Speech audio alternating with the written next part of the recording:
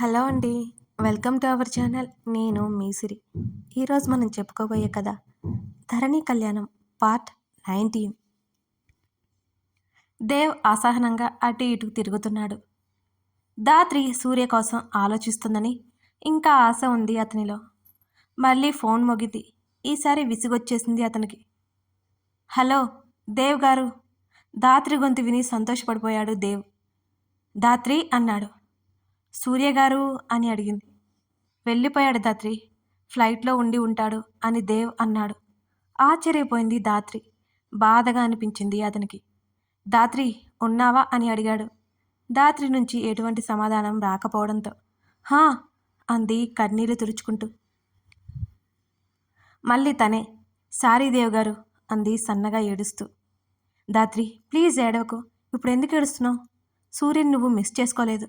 తను ఎక్కడికి వెళ్ళలేదు. హైదరాబాద్లో ఉన్నాడు. ఇంకా ఛాన్సెస్ ఉన్నాయి నువ్వు ఒప్పుకుంటే అన్నాడు దేవ్. నేను హైదరాబాద్ వెళ్తాను అంది Dhatri. Thank you Dhatri. Thank you so much. సంతోషంతో మాటలు రాలేదు దేవ్కి. చిన్న హెల్ప్ చేయండి దేవ్ గారు అంది ధాత్రి. ఏంటి ధాత్రి చెప్పు సంతోషంగా అడిగాడు దేవ్. నేను హైదరాబాద్కి ట్రాన్స్ఫర్ పెట్టించుకుంటున్నాను. సూర్య గారి ఇంట్లో ఉండే ఏర్పాటు చేయగలరా అని అడిగింది ఇబ్బందిగా. తప్పకుండా ధాత్రి అని అన్నాడు దేవ్. మరి వాళ్ళ పేరెంట్స్కి ఏమి చెబుతారు అని అడిగింది ధాత్రి. నీ విషయంలో వాళ్ళు చాలా బాధపడుతున్నారు ధాత్రి. మీ కుటుంబం అవమానపడ్డానికి కారణం వాళ్ళేనని కృంగిపోతున్నారు. నీ గురించి చెప్తాను. తప్పక ఒప్పుకుంటారు. అంకుల్ ఆంటీ చాలా ఫ్రెండ్లీగా ఉంటారు. ఒకప్పుడు అంకుల్ సూర్యకి బెస్ట్ ఫ్రెండ్ లాంటివారు. కానీ ఇప్పుడు సూర్య అసలు ఎవరిని పట్టించుకోవట్లేదు అని చెప్పాడు దేవ్. సరే దేవ్ గారు మీరు మాట్లాడండి. నేను 2 to 3 డేస్లో హైదరాబాద్కి వస్తాను. మా డాడీ అసలు ఒప్పుకోరు. కానీ ఏదో ఒకటి చెప్పేసి రావాలి అని అంది ఆమె. థ్యాంక్ యూ సో మచ్ ధాత్రి అన్నాడు దేవ్. ఇప్పటికే ఎన్నోసార్లు చెప్పారు దేవ్ గారు. ఇక చాలు. నేను ఇది ఎవరి కోసం చేయట్లేదు, నా కోసం చేస్తున్నాను అంది ధాత్రి. దేవ్ నవ్వాడు. ఇప్పుడు ప్రశాంతంగా ఉంది. నువ్వు హైదరాబాద్కి వచ్చే ఏర్పాట్లు చూసుకో. నేను ఆంటీ అంకుల్తో మాట్లాడతాను అని అన్నాడు దేవ్. సరే అని కాల్ కట్ చేసింది ధాత్రి. తన ర్యాక్లో జాగ్రత్తగా దాచుకున్న సూర్య ఫోటో బయటికి తీసుకుంది. సూర్య ముఖాన్ని ప్రేమగా తడిమింది ధాత్రి. కనీసం నన్ను మీరు చూడని కూడా చూడలేదు కదా. మీరు నన్ను ప్రేమించకపోయినా పర్వాలేదు. మిమ్మల్ని సంతోషంగా ఉండేలా చేస్తాను అని అనుకుంది. సూర్య ఫోటోకి ముద్దు పెట్టుకుంది.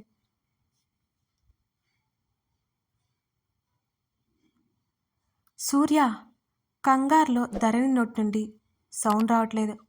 పెదాలు మాత్రమే కదిలిస్తోంది. నేనే ధరు, హౌ ఆర్ యూ అని కళ్ళు ఎగరేశారు సూర్య. పిచ్చి షాక్లో ఉంది ధరణి. తల తిప్పి గగన్ని చూసింది. గగన్ సీట్లో వెనక్కి వాలి ఉన్నాడు. అతను ఏమి చేస్తున్నాడో అర్థం కావడం లేదు తనకి. సూర్య గురించి తెలిస్తే కోపంలో ఏమి చేస్తాడో అనే భయం ధరణిలో. ఇదంతా నీ ప్లానా? కోపంగా అడిగింది సూర్యని. ధరు, నువ్వెప్పుడూ నన్ను అపార్థం చేసుకుంటావా? నిజంగానే నాకేమీ తెలియదు. బై గాడ్స్ గ్రేస్ అన్నాడు పైకి చూస్తూ. నీ మీద నాకు నమ్మకం లేదు అని ముఖం తిప్పుకుంది. నవ్వాడు సూర్య. ఎయిర్ హోస్ట్ ఇన్స్ట్రక్షన్స్ ఇస్తోంది. వాళ్ళు బెంగళూరు వచ్చే రోజు కూడా ఫ్లైట్లోనే వచ్చారు. ఆ రోజు భయపడి చచ్చిపోయింది ధరణి. గగన్ తనని ఏమాత్రం పట్టించుకోకుండా ఏదో మ్యాగజైన్ చూసుకుంటున్నాడు. ఎప్పుడు పక్కన ఉంటే ఏం చేసేవాడని అనుమానం వచ్చింది. ఫ్లైట్ ఆకాశంలోకి ఎగరడానికి రెడీగా ఉంది. ధరణి గుండె గొంతులోకి రావడానికి రెడీగా ఉంది. భయంతో గట్టిగా కళ్ళు మూసుకుంది. సీట్ని 2 చేతులతో మరింత గట్టిగా పట్టుకుంది. ధరు సూర్య పిలిచాడు. సూర్య విసిగించకు అంది కోపంగా కళ్ళు మూసుకుని. మీ ఆయన్ని చూడాలని ఉంది ధరు. ఒకసారి పరిచయం చేయొచ్చు కదా అని అన్నాడు సూర్య. నోరు మూసుకుని కూర్చో. ఆయన కానీ నిన్ను చూస్తే ఇక్కడి నుంచి తోసేస్తారు అంది కోపంగా సూర్య వైపు తిరిగి వేలు చూపిస్తూ. అచ్చా, నీ మొగుడు మీద బాగా నమ్మకం ఉంది. నన్ను తోసేసి సీన్ ఉందా అతనికి అని అడిగాడు. సూర్య, నువ్వు నాతో మాట్లాడుకు. నాకు కోపం వస్తోంది అంది సీరియస్గా ముఖం పెట్టి. పర్లేదులే రానివ్వు అన్నాడు సూర్య. నన్నెందుకు ఇరిటేట్ చేస్తున్నావు అని అడిగింది ధరణి. అప్పటికే ఫ్లైట్ గగన విహారం చేయసాగింది. నిన్ను ఎక్కడ ఇరిటేట్ చేశాను?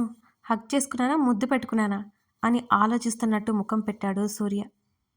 చంపుతా నాతో మాట్లాడావంటే అని మళ్ళీ కళ్ళు మూసుకుని ముఖం పక్కకు పెట్టుకుంది ధరణి. హాయిగా చచ్చిపోతా నీ చేతుల్లో అని అన్నాడు నవ్వుతూ. కన్నీళ్లు బలవంతంగా ఆపుకుంది ధరణి అతని మాటలకి.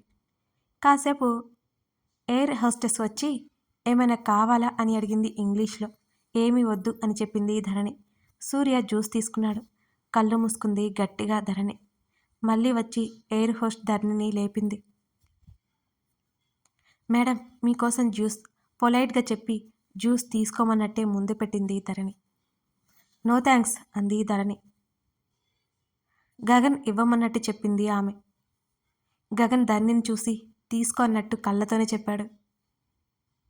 చిన్నగా నవ్వి తలూపింది. గగన్ కూడా చిరునవ్వు నవ్వి ముందుకు తిరిగాడు. జ్యూస్ తీసుకుని సూర్య వైపు ఒక లుక్ ఇచ్చింది గర్వంగా. తొక్కలో జ్యూస్కే అన్నాడు సూర్య. సీరియస్గా చూసి తాగింది ధరణి. తర్వాత సూర్య కదిలిస్తున్నా ఏమీ మాట్లాడలేదు ధరణి.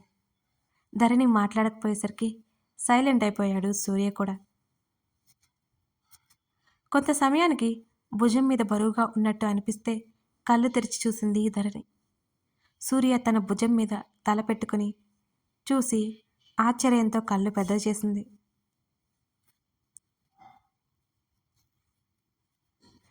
దేవ్ సీరియస్ అయ్యాడని కోపంగా ఉంది జాహ్నవికి. ఏదో చిరాకులో ఉన్నాడని అర్థమవుతున్నా తనని తిట్టాడు అనే ఉక్రోషం ఆమెలో. ఏమి చేయాలి అని డీప్గా తింకుతోంది జాహ్నవి. పాపం బుజ్జి ఏదో ఫ్రస్ట్రేషన్లో ఉండి ఉంటాడు. రివెంజ్ అవసరమా? అయినా బుజ్జిదే తప్పు. నేనేదో ప్రేమగా 4 మాటలు మాట్లాడదామని అనుకుంటే చిరాకుగా డిస్టర్బ్ చేయొద్దని చెప్తాడా? చెప్తా బుజ్జి నీ పని చెప్తా. నేను అలిగాను బుజ్జి మీద. రేపు తనకి ఎదురుపడతా. సారీ చెప్పాడా? సరే సరే. ఒకవేళ చెప్పకపోతే ఇంకేం లేదు. మన బుజ్జే కదా. పర్లేదులే సారీ చెప్పకపోయినా. ఏం కాదు. బుజ్జి నీకు కూడా కోపం వస్తుందా? ఎంత క్యూట్ ఎంత ఇన్నోసెంట్ నువ్వు. నేనే నీకు కోపం తెప్పించానేమో. నీకు దూరంగా ఉండడం ఎంత కష్టమో. నా బుజ్జోడా కాస్త కనికరించరా బాబు అనుకుని దిండి ఒడిలో పెట్టుకుని నలిపేస్తూ ఆలోచించసాగింది జాహ్నవి దేవ్ గురించి. సూర్యాలే సూర్య చేతి మీద కొట్టింది ధరణి. నిద్రొస్తుంది ధరు అన్నాడు అలాగే ధరణి భుజం మీద వాలి. ఇడియట్ లేరా, హైదరాబాద్లో ఫ్లైట్ ల్యాండ్ అవ్వబోతుంది అంది అతడి చేతి మీద కొడుతూ. అప్పుడేనా? ఒళ్ళు విరుచుకుంటూ లేచాడు. పక్కకు తిరగగానే ఉరిమి చూస్తూ కనిపించింది ధరణి. ఏంటి అన్నాడు కళ్ళు ఎగరేస్తూ. కోపాన్ని కంట్రోల్ చేసుకుంటూ పళ్ళు నూరుకుంది ధరణి. వస్తున్న నవ్వుని ఆపుకుంటూ ధరు నీ మొగుణ్ణి అని సూర్య అంటుండగా ధరణి ఇంకా సీరియస్గా చూడడంతో అదే అదే నీ హస్బెండ్ని పరిచయం చేయవా అన్నాడు సూర్య. సూర్య నాకు చిరాకు తెప్పించుకో. ఇంకోసారి నన్ను కలవాలని చూసినా మాట్లాడాలని చూసినా బాగోదు. వీళ్ళ మాటల్లో ఉండగానే ఫ్లైట్ ల్యాండ్ అయిపోయింది. ఆమెని డైవర్ట్ చేయడానికని పాపం ధరణికి ఏం తెలుసు. ఒక్కొక్కరుగా ఫ్లైట్ దిగుతున్నారు. ధరణి లేచి గగన్ దగ్గరికి నడిచింది. గగన్ చెయ్యి ఇస్తే చేతులు పట్టుకుంది. ఇద్దరు ఎయిర్పోర్ట్ బయటికి నడిచారు. సూర్య కూడా వెనకే వెళ్ళాడు. ఎప్పుడు ఏమి చేస్తాడా అని కంగారుగా ఉంది ధరణికి. గగన్ చేతిని గట్టిగా పట్టుకుంది. ధరణి వాట్ హ్యాపెన్ అని అడిగాడు గగన్. ఏమీ లేదండి అని చిన్నగా నవ్వింది ధరణి. ధరణి గగన్ కారు ఎక్కి వెళ్ళిపోయారు. సూర్య గ్యాప్ బుక్ చేసుకుని ఇంటికి బయలుదేరాడు. సూర్య తల్లి కళ్యాణి సూర్యని హత్తుకుంది. అమ్మా అన్నాడు లేని నవ్వు తెచ్చుకొని. ఇన్ని రోజులకు గుర్తొచ్చానా అందావిడ కన్నీళ్లు పెట్టుకుంటూ. అమ్మా ప్లీజ్ వచ్చేసానుగా ఇక ఏడవకు. తల్లి కన్నీళ్లు తుడిచాడు. ఇంకోసారి చెప్పా పెట్టకుండా వెళ్ళావా? దేవ్ ఫోన్ చేసి చెప్పాడు కాబట్టి సరిపోయింది. నీకోసం నేను మీ నాన్న ఉన్నామని గుర్తులేదా నీకు అని అడిగింది ఆమె. ఇంకెప్పుడు మీకు చెప్పకుండా వెళ్ళను. ఇక ఏడవద్దు అన్నాడు సర్ది చెబుతూ. అంది కళ్ళు తుడుచుకుంటూ. డాడీ ఎక్కడా అని అడిగాడు సూర్య. ఇంకా రాలేదు. నీ మీద చాలా కోపంగా ఉన్నారు అంది. డాడీ కోపం నేను పోగొడతానులే అని నవ్వి తన రూంలోకి వెళ్ళిపోయాడు సూర్య.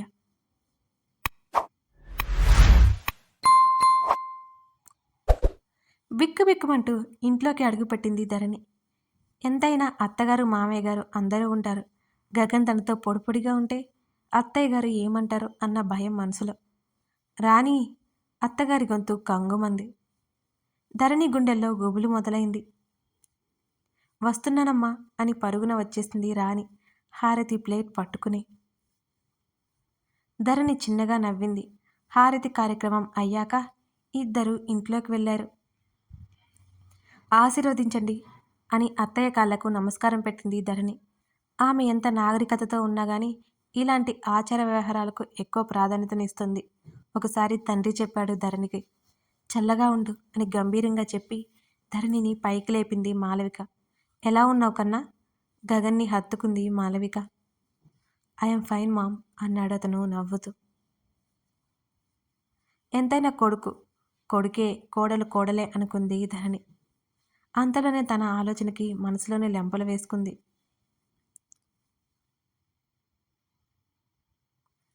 జర్నీ చేసి వచ్చారు కదా, త్వరగా ఫ్రెష్ అయ్యారండి, డిన్నర్ చేసి రెస్ట్ తీసుకుందరు ఇద్దరి వైపు చూసి చిన్నగా నవ్వుతూ చెప్పింది మాలవిక.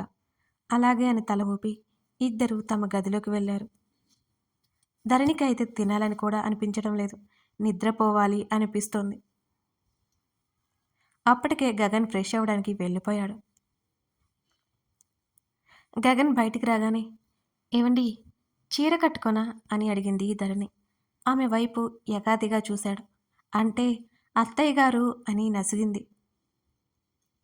నీ ఇష్టం అని భుజాలు ఎగరేసి త్వరగా వస్తే డిన్నర్ చేద్దాం, ఆకలిగా ఉంది అన్నాడతను. అలాగే అండి అని పరుగున బట్టలు తీసుకుని బాత్రూంలోకి పరిగిపెట్టింది ధరణి. త్వరగా ఫ్రెష్ అయ్యి వచ్చేసింది ఆమె. ఇద్దరు డైనింగ్ ఏరియాలోకి వెళ్ళేసరికి అందరూ కూర్చున్నారు. మామయ్య గారు ఎలా ఉన్నారు అని అడిగి పక్కనే ఉన్న అత్తగారిని చూసి చిన్నగా నవ్వి బామ్మగారు బాగున్నారా అని అడిగింది పక్కనే ఉన్న బామ్మని చూస్తూ. బాగున్నానమ్మా ధరణి, రారా కూర్చో అన్నాడు గగన్ తండ్రి ప్రకాష్. చిన్నగా నవ్వి ఊరుకుంది ధరణి. మాలవిక, నీ కోడలను నాకు నచ్చేది ఇదే, పెద్దవారిని గౌరవిస్తుంది అని బామ్మ చెప్పగానే బాగున్నానమ్మాయి అంది కాంతం బామ్మ. మాలవిక ముఖం విజయగర్వంతో వెలిగిపోయింది ధరణి గురించి. కథ కొనసాగుతోంది. ఈ కథ నేను రాసుకుంది దాదాపు 3 ఏళ్ళు అవుతుందండి. ప్రియసఖి కూడా ఈ కథ తర్వాతే రాశాను. ప్రియసఖి రాయకముందు ఫస్ట్ ఇదే రాశానన్నమాట. రీడర్స్ ఇదే నేమ్తో స్టోరీ కావాలి అని అడుగుతుంటేనే దీని తర్వాతే ప్రియసఖి రాశాను. ఈ స్టోరీ క్యారెక్టరైజేషన్ మీకు అర్థమైందనే అనుకుంటున్నాను. ఇంకా అర్థం కాకపోయినా ముందు ముందు ఎపిసోడ్స్కి మరింత క్లియర్గా తెలుస్తుంది. ఈ కథ నచ్చితే లైక్ చేసి సబ్స్క్రైబ్ చేసుకోండి. Thank you.